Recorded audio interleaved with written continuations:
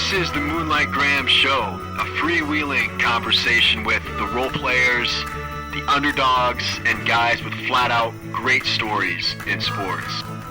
Hello and welcome back to the Moonlight Graham Show, where we celebrate the role players and the underdogs in sports. And our Moonlighter for today is the only knuckleball pitcher left in professional baseball. His name is Mickey Jannis. Mickey Jannis has been a professional baseball player for the last 13 years. And last season, he made his major league debut with the Baltimore Orioles. And to this day, that's his only appearance in the major league. So this guy is definitely a Moonlighter. You know, similar to Moonlight Graham, Mickey has only had one appearance in the major league. He's playing in an independent league right now for a team called the Chicago Dogs. But at least to my knowledge, he is the only pitcher in professional baseball today that is focusing almost solely on the knuckleball as his main pitch. And the knuckleball, of course, has been a pitch that's been around for 130 plus years. It's been a part of the game of baseball for a long, long time. And it's kind of sad to see this art form go away a little bit. And so part of today's episode with Mickey Jannis is to highlight him and his career, but also to support the knuckleball. We need more knuckleball pitchers in professional baseball today, and I'm hoping more guys are following Mickey Jannis's lead, the great Tim Wakefield, R.A. Dickey. There's been some great knuckleballers through the years, and I hope Mickey Jannis gets another crack at the major league level. But for now, it's good to have him here on the Moonlight Graham Show as this week's Moonlighter. And of course, special thanks to our sponsor over at The People's Company. Check them out at peoplescompany.com. Matt Adams, Andrew Zomer, they're the best land brokerage guys in the business. Check them out, peoplescompany.com, and enjoy today's episode with Moonlighter, Mickey Jannis. But before we get to our interview, Moonlighters, are you or someone you know moving down to Kansas City? Well, if you are, the one realtor that we trust and yet you need to be calling is the great Brian Sandvig. As you well know, Brian Sandvig is our producer here on the podcast, and there is not a better residential real estate advisor down in the Kansas City marketplace than Brian Sandvig. Call Brian Sandvig, shoot him a text. Hey, DM us on social media. We'll get you connected with Brian if you can't find him on all the socials, but he is there and he is active, and he is your Kansas City realtor, so give him a call. After back in, I think it was 2010 or 11, after you got released from affiliated ball by the Rays who had drafted you, you decided to make a change to be a knuckleballer at that point. Can you walk me through that thought process of trying to reinvent your career at that point 10 years ago? Yeah. And I mean, it was just that, I knew I had a good one, and I just kind of looked at it like, hey, I'm an average right-handed pitcher, senior sign out of college, put up decent numbers in short season ball with the Rays. And it's like, where's this going to take me? Do I think I could still get guys out if I go play an independent ball? Yeah, but it's like, what are the chances of getting picked back up throwing 90 miles an hour as a 5'9" right-handed pitcher? Yep. There's nothing really that jumps out at the page. So it's like, I just kind of went maybe this is what's going to get me there, because at the time R.A. Dickey started to take off too. And, he kind of reinvented the knuckleball, throwing it mid to upper 70s into the low 80s. And I was like, I throw a hard knuckleball too. Maybe this is something teams will start looking for, knowing that he had success with it. Maybe, it'll kind of open up everybody's eyes. Did you have resistance from teams that you were trying out for at that point? I mean, obviously you go to the indie ball route, you end up in the Frontier League. I was a similar pitcher to you. I'm 5'10", you're 5'9", but I was 88 to 92, topping out at 93. I played in the Frontier League. And so I kind of get that path. But even to make a roster in the Frontier League in indie ball as a knuckleballer, it takes for a manager or a front office to take a little bit of a risk on you, stick their neck out. What was it like to get signed that first time before anybody had seen you pitch professionally as a knuckleballer? Yeah, I think playing in affiliated ball helped a lot, because I got called right away after I got released, and I had talked to the scout that signed me by the Rays to see if he could help, and kind of told teams right away, like, hey, I'm going to throw a knuckleball. Like, that's going to be my play. And they were looking at me as a starting pitcher, which I thought would help me develop it more. So it was more of just like, you know, if you played indie ball before, you kind of know this, like, it's just about winning, get guys out and win. Right. You know, there's no developing. So that made it a little bit more tough for me because obviously I'm trying to develop this pitch, but at the same time, I'm trying to win. And the first year in 2012, I started throwing it, and I actually earned the number 3 starting spot in the rotation out of the spring training we had. And the season came along, and all of a sudden it was like I was kind of effectively wild, like long at bats, you know, not a lot of strikes at first, you know, just trying to get a feel for the strike zone, trying to feel for how I throw it. And also the coaches are like, you know, you still can throw 90 miles an hour. You still have a good slider, like mix that in. And then started struggling a little bit more. And after the third start, they moved me back to the bullpen and were like, you were successful with the Rays out of the bullpen. You know, we're going to move you back to the bullpen. And at that point, I'm like, now I have to save my job. Otherwise, I'm going to be sitting at home trying to throw it. So I went back to just being sinker slider guy out of the bullpen. And then finished the year that way, threw really well out of the bullpen. And going the next year, I got a new manager who was like, yeah, you can throw the knuckleball. At that point, you know, I was working on it all off season, just throwing it as much as I can. You know, then I started having success with it. And then they're like, you know, started believing in it more and more. So it's like, okay, you can throw it as long as you keep getting guys out. And then from that, it just like progressively grew from like throwing it 40% of the time, 50%, you know, if it's really on, throwing it 80% of the time, you know, just kind of depending on the day. But yeah, it was definitely a process and trying to get coaches to believe that that's what I wanted to do instead of throwing fastballs and sliders and things like that. It was just like, they're like, yeah, you still throw 90. And I'm like, yeah, but I'm not trying to stick in the Frontier League. Like, I'm not going to be pitching the big leagues throwing 90-mile-an-hour fastballs. Yeah, I completely get that. Like, you can throw, you know, 90 to 92 with a decent slider and get guys out in the Frontier League, but you're only going to stay in the Frontier League. And so your opportunity, your ceiling was the knuckleball. I totally understand that. I was in that same boat as you. So your world today, then 10 years later, how often are you mixing in fastball, slider, any pitches outside of the knuckleball? I'd say when I'm most successful is when I'm knuckleball about 80% of the time. Okay. And then there are days when it's just like unhittable. So I'm like, I'll throw it every pitch.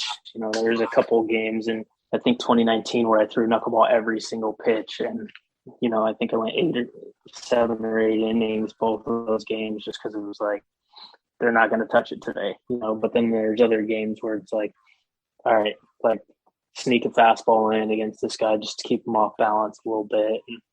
And I think that's where I'm more consistently successful, just because it's impossible to throw 110 pitches in 8 innings and have perfect knuckleball like every single time, you know.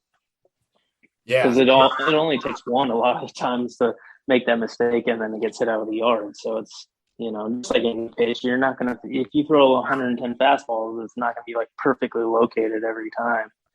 So, you know, and it's even tougher with a knuckleball. What are the perfect weather conditions for the knuckleball? I like the wind blowing out to right field. And then I don't like it crazy hot or humid. You know, I kind of like more of the dryness. So I love the like 65 to 80 degrees, wind blowing out to right field, or some kind of wind like in my face against the knuckleball, because that gives it more airflow to dance around. And then the worst conditions are like anything wet, rainy, super humid, hot and sweaty, and then the wind blowing straight in. Oh yeah, I can see that. I always liked it blowing out a little bit, just more resistance for, you know, for any pitch really, which a little wind. Yeah. So when you get the call up last year to Baltimore, like what was that moment like? We always see these videos on social media of the minor league manager bringing in the guy into the clubhouse and giving him the call up. What was that moment like for you when you did get that call? Yeah, it was an off day, or we had just an off day the day before, so it was a Tuesday morning, I believe, and we were getting back from a road trip. So I was just in the hotel, and phone started ringing, and I looked down, and it was our manager's phone number, and I was just like, this might be it, because usually if it's something with the pitching rotation, the pitching coach will call or text you. Manager either calls you if it's really good news or really bad news. And I was like, I'm not pitching bad enough for it to be really bad news. So I was like, this could be it. And then sure enough, he says, "Hey, Mickey, it's Gary. Just calling to let you know this is one of the best phone calls I've ever had to make. I really wish I could tell you in person, but the Baltimore Orioles are selecting your contract, and you're going to meet them in Baltimore for tonight's game. This is really special for you. Enjoy it. Be yourself up there. Go out there, power shag, throw your knuckleball, dominate, and again, just best of luck, and wish I could tell you in person, but good luck up there tonight." And just said thank you, and probably better off that it wasn't in person, because I probably would have gave him a huge hug and started crying or something. But I ended up, kind of tearing up and just started pretty much was just like shaking with like just so much adrenaline all of a sudden, just like a shot like that. And called my wife, told her, and just started making phone calls and packing, throwing everything in the suitcase. And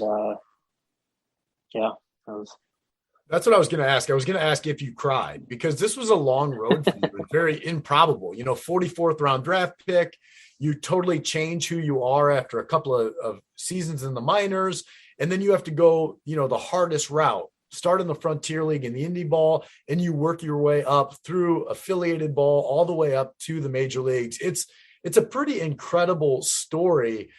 When you stepped on the mound for your appearance with the Baltimore Orioles, did all of that come crashing down to you at that point, where you're just like, you had that moment where you're like, man, I can't believe I am here right now after all I've been through over the last 10 years? Yeah, I did. I mean, I know I was trying to take it all in as best as I can, because you just didn't know like how long you're going to be there, what's going to happen, and I just remember jogging in and kind of like looking around, trying to take it all in and get to the mound. And at the same point, you're like, okay, facing the Houston Astros, like I got to lock it in. And then remember just like I think I threw like one or two pitches, and then for whatever reason, it was like in between a pitch, I caught the ball, like started walking back up to the rubber, and I just heard the PA announcer like, now making his major league debut, Mickey Jannis, like over the PA system. And it's just like that's when it kind of like really hit me, where I was just kind of like, whew, just had to take like a huge deep breath and just kind of like, all right, stay under control. Like you got to get these guys out, and just still going like 100 miles an hour, but at the same time, like trying to focus and get the job done. You mentioned something earlier about that your manager said to you when he gave you the call up, and he said, keep power shagging. Explain to me, does that mean like during batting practice, are you one of these power shaggers that catches everything? Yeah. I mean, as a pitcher, you're out there every day, and you can either stand in the corner, stand behind, stand on the warning track, and just stand there for an hour, 45 minutes, just watching balls go, or you can like enjoy yourself and run around, get some exercise. Like you're outside, it's 80 degrees, like you're on a baseball field. So, I always found joy in just like running down and shagging fly balls and, doing that kind of thing. And just, again, because you're out there every day. And I used to be a two-way guy in high school and in junior college. So kind of like a position player at heart. I feel like we're kindred spirits then. One of my favorite things ever about playing baseball was just a great day of shagging, especially when the outfielders are hitting. And so you got like all of left field to yourself, and, you have no other fielders in your way, and you can just, go out and run in the gap and make some plays. It's one of the great joys of life. Yeah, it really is. I mean, again, you're out there every day doing it. So it's like, make something out of it. So here's one thing that bugs me a lot is when there's this unwritten rule about pitchers not being able to catch a fly ball in the infield. And my argument is always like, actually, most pitchers spend so much time shagging fly balls that they're actually really good at catching fly balls. And it's kind of ridiculous that when there's a pop fly in the infield between the mound and home plate, a lot of times the pitcher is the only guy that can really make that play or has the easiest chance to make that play because the catcher's backpedaling and the third baseman and the first baseman are sprinting in to the middle of the infield when the pitcher could just call him off and catch it. I got to imagine a guy like you that used to be a dual guy in junior college, you can make that play 100 times out of 100. So why doesn't every pitcher make that play? There are some that are really bad at it. That's for sure. So I think you just got to kind of know who you're dealing with on the mound. And, sometimes you will have to catch some, and, I don't mind catching them. So I'll go and get underneath the pop-up until I'm called off. And I remember specifically one point when I was in short season A with the Rays, there was a pop-up, like just even with the mound on the third base side. And I go over and I'm like looking up at the ball and I'm like, I'm directly underneath this. Like, where's everybody else kind of thing? And it started coming down. So I actually called it. I was like, I got it. And I catch it, flip the ball to the third baseman, and they throw it around. Next thing you know, I just hear the manager just like yelling at the third baseman, like, you got to call the pitcher off. That's your ball. And I'm just like, I'm underneath it. Like, I caught it. Like, it's fine. It's right. I'm a professional baseball player. Yeah, exactly. But, there are some guys who's like, as soon as the ball goes up, they point and they get the heck out of the way because they know they don't want any part of it. But then you see some plays where it's like directly on top of the mound, and then the shortstop comes sprinting up, and then all of a sudden it's like, boom, he hits the mound, tumbles over his own feet, the ball drops, and the guy gets his elbow, and you're like, I could have just stood there and caught it, Right.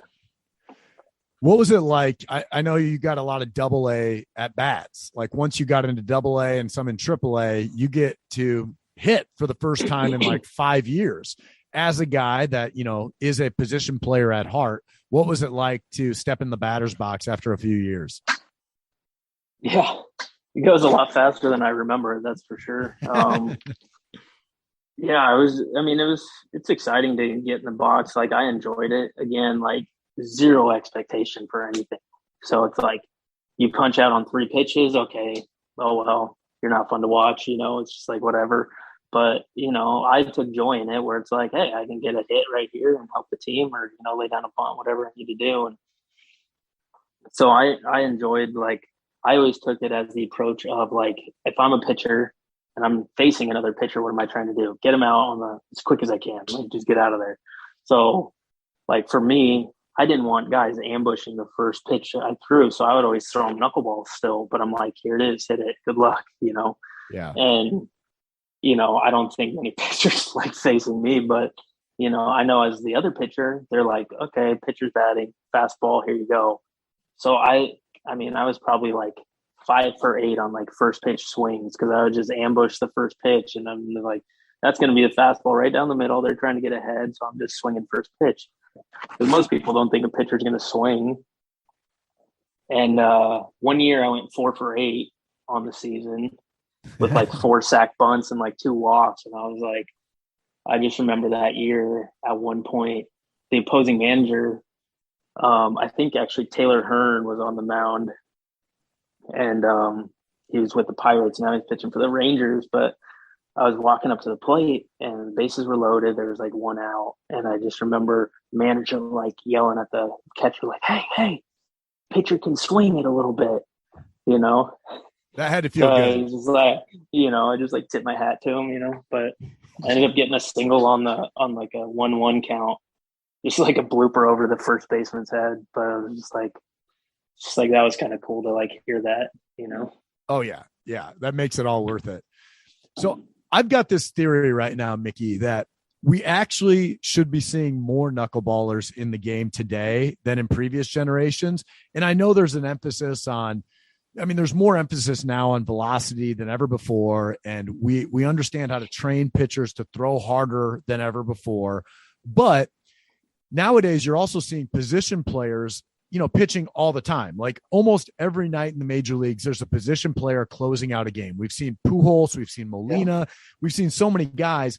And because pitchers are not being stretched out like they used to be, you got to cover the same amount of innings with the same amount of pitchers as we've had in the game for the last 40 years. So my argument is that we've never needed a like long relief guy or a spot starter like a knuckleballer because you can pitch more often because you're not putting as much toll on your arm. We need that now more than ever before in the game. And so I would make the case that it's never been more important for a team and a bullpen to make sure they have a guy like a knuckleballer on the staff to throw those long innings when a game's going bad, to make a spot start when he needs to, or to eat, 4 or 5 innings when the team needs it. What do you think about that case of more knuckleballers needed in the game today? It's funny. I was actually just having this conversation with my wife yesterday after watching Luis Gonzalez for the Giants pitch back-to-back nights for them. And I was like, I need to like tweet something out that like this needs like I've seen people complain about how there's been more position players pitching lately. And like at first when there wasn't as many, like it was kind of fun, but now it's like getting to a point where it's like, okay, like let's just end the game. Like, yeah, Brett Phillips is going to have like 10 appearances this year. Yeah. And like, is he fun to watch up there? Yeah. But do we really need to see that? Like, probably not. And I was like, that's where like every team should have a designated knuckleball pitcher where it's like, okay, it's a blowout. We need you to cover 2 innings. Like, here you go. And because essentially that's what my major league debut was. Like, starter went 4 innings. We're down 7-0 already. Like, you got to finish the game. And, obviously didn't finish the game, but went 3 1/3. And I ran out of gas, maybe because it was my debut, maybe not, for whatever reason. It was just like, here it is, finish the game. And it's like, okay, well, we need 2 innings to cover at the end of the game. Okay, we need 1 inning tomorrow, or, you can use them in any situation. And honestly, I wouldn't care throwing 2 innings at the end of a game. Like, I don't think any knuckleballer would, because I feel like we all have the same mentality where it's just like, all right, we need innings, so I'll cover them. Like, I've always had that mentality where it's like, I don't care if I started and went 7 innings yesterday or I'm supposed to pitch tomorrow. Like, I'm going to come to the ballpark ready to pitch, because that's kind of like the role of a knuckleballer. What it always was an innings eater. Like, whenever, wherever we're needed, you're throwing, Yeah. And I'm a Twins fan, and that's where R.A. Dickey actually had that role for the Twins as like the 5th starter / long innings guy when they needed him. And then he went to the Mets right after that. And that's when he had that Cy Young year right after the Twins. But essentially, to your point, it's a craft, right? It's a craft. And so, right. And with the less knuckleballers in the game today, it's still could be a very effective pitch because guys aren't seeing it all that often.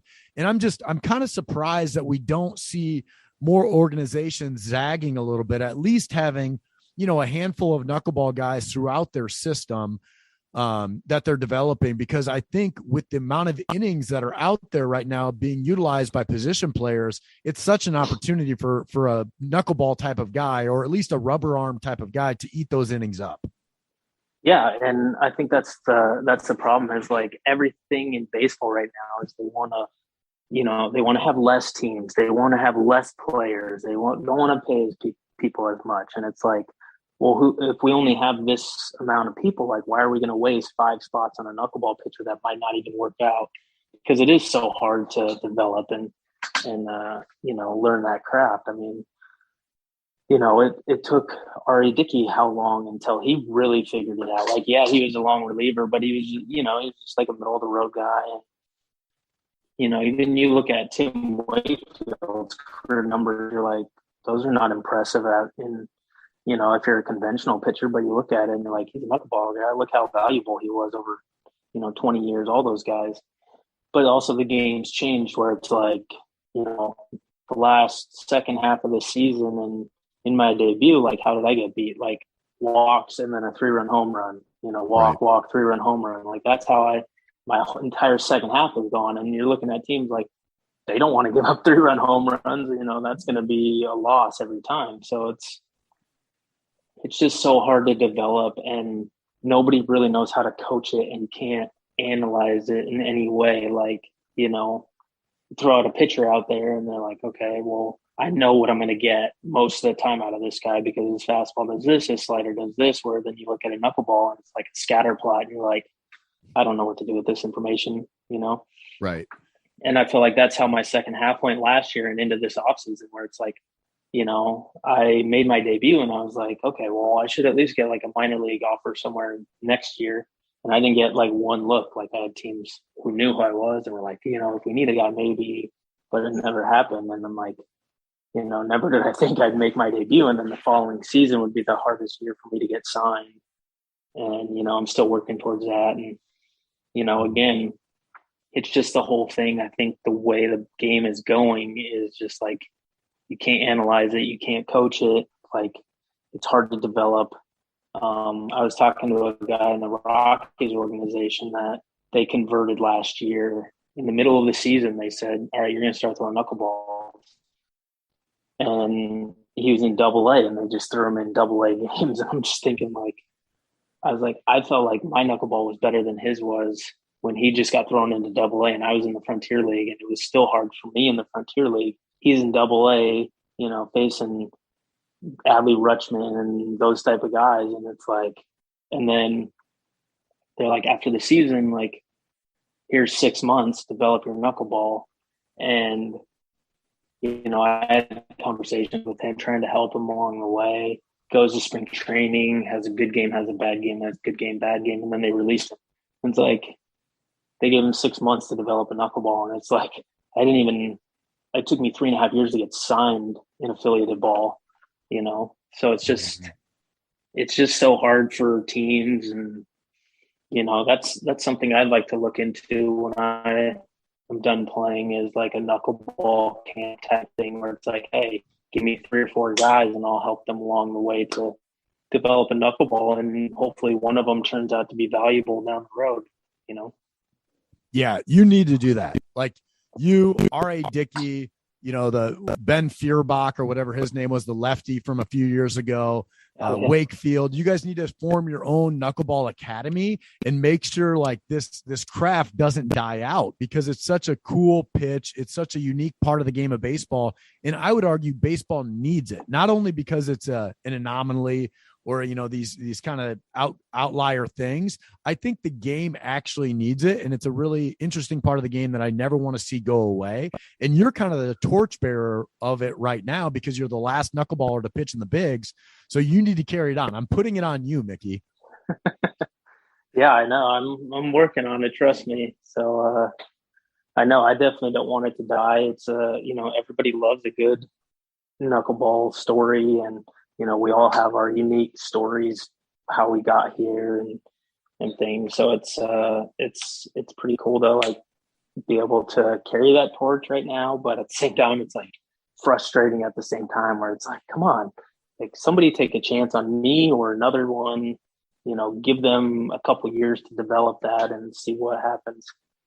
Mickey, the way we end every episode of the Moonlight Graham Show is with the 5 big questions. All right. So first question is, who's your all-time favorite teammate? Wow. One that comes to mind is Andrew Barbosa. I played with. He's like a 6'7", 6'8" left-handed pitcher that I played with for a couple of years, and he was just a hilarious guy with, he can make you laugh in any situation, his mannerisms, just anything. He's just hilarious. So that's one teammate that pops in my head. What's one memory from your career that you look back on? And I know you're still in your career, but like when you close your eyes at night and you have a memory that reminds you of everything that you love about the game of baseball, what is that memory? I mean, it's probably making my debut now. I'm just trying to think back at that and, you know, just realizing that I actually got the opportunity to pitch up there. And, to be honest, really, people think that you have to make it to the major leagues to like be a successful baseball player. But, this is my 13th season in pro ball. And I'm like, that's pretty darn successful, even if I didn't pitch in the major leagues. You're right. It's amazing. When you're a knuckleballer, is it easier or hard to field your position? I would got to imagine like you're able to get yourself in fielding position better more often throwing the knuckleball, right? Because it's a repeatable motion. It's not max effort, so you can field your position. But also, guys are, if they're squaring it up, they're hitting the ball, that exit velocity can be pretty high too. So is it easier or harder to field your position as a knuckleballer? I always took pride in fielding my position, and again, that kind of goes along with the power shagging thing. Like you just used to like seeing the balls up bats, like moving, and I think that's just like a requirement you have to have as like a knuckleball pitcher because you think it already. I believe he won the Cy Young when he was with the Mets or Blue Jays too. So, or not the Cy Young, the Gold Glove. Oh, Gold Glove. Yeah. So just because like. Yeah, you might get squared up a lot more, but you're also going to have a lot of weak hits. So you're going to have a lot of swinging bunts. You're going to have a lot of infield singles. And you better be able to hold runners. Like everything goes into being a knuckleball pitcher because if you can't, first of all, if you can't hold runners, like you got no chance throwing a knuckleball because you're just going to run for days. So, it's just part of being a knuckleball pitcher that. Yeah, you do kind of get yourself in the same throwing or in a good spot after you release the ball. But for me, I never really had to alter my mechanics to throw the knuckleball. So I've always felt like I've just taken pride in being able to like field my position and make the little plays that you need as a pitcher. Who is the most terrifying hitter you've ever faced? There's a couple of them probably. I mean, I remember in the minor leagues facing Rafael Devers. I don't know if I ever got him out. I think I faced him maybe one or two games, and he might be like 4 for 4 with like 3 walks off me, and I threw him every. Final question here, Mickey. What's the best advice you've ever received? Best advice ever. I mean, I think it's just. I don't know if it's like one single thing, but it's just like having the confidence in yourself to go out there and do it and do what you do. Cause, especially throwing a knuckleball, the reason I kept pitching and throwing the knuckleball was because I believe my knuckleball is good enough to pitch in the major leagues. And I still think it's good enough to pitch in the major leagues. It's just a matter of getting the opportunity. But you got to have that belief in yourself because if you don't have that belief or the confidence in yourself to like go out there and do it, then it's really not going to happen. So just having the confidence in yourself to go out there every day and pitch or whatever sport you're playing, just having confidence in yourself to go out there and do it. I love that. Well, Mickey, congratulations on a great career. Best of luck this season. You're still playing with the Chicago Dogs. I hope, you get on a hot streak here and get back into the affiliated ball. I'd love to see you come through Des Moines, maybe playing the Iowa Cubs here in a couple of months or maybe back in the big leagues. That would be awesome to see. But know that here on the Moonlight Graham Show, we're cheering for you and we love your story.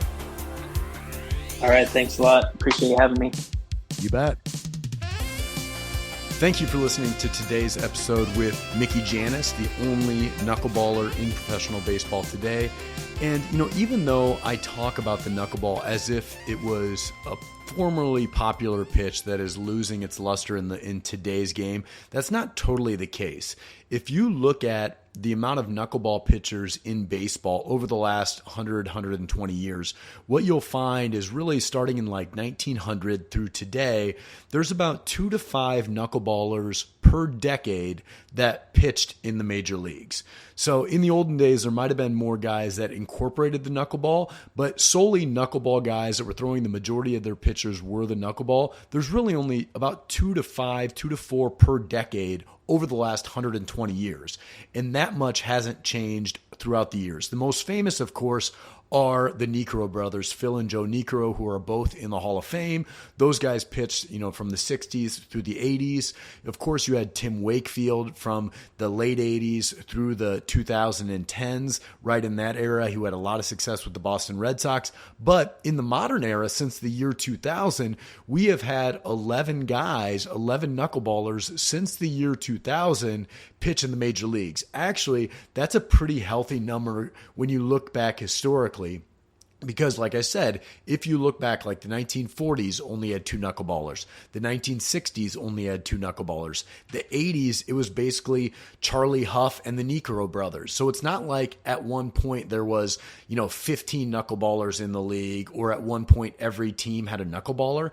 My only point here is that in today's game, where it seems like starting pitchers are throwing less innings, and each team needs a long relief guy or a spot start or a guy that can eat up innings more than ever, I think in today's game, the knuckleball is actually more valuable today than it was in the past because of that innings eating mentality that is needed more so today because of the way the game has gone. But really, from a last 20 years standpoint, the knuckleball's in a really healthy spot. I just want to make sure that somebody is next after Mickey Jannis. I'd love to see Mickey get back up to the major leagues, but I also would love to see, 15 other guys in the minor leagues that are trying to emulate Wakefield, R.A. Dickey, and Mickey Jannis. So that's why I'm on the crusade for the knuckleball. Thank you guys for listening to today's episode. Thank you so much for supporting the podcast. Thanks to our team here, my brothers Andy and Neil, Brian Sandvig, who's the best producer in the business, Brendan Gargano, who is uber talented, and of course,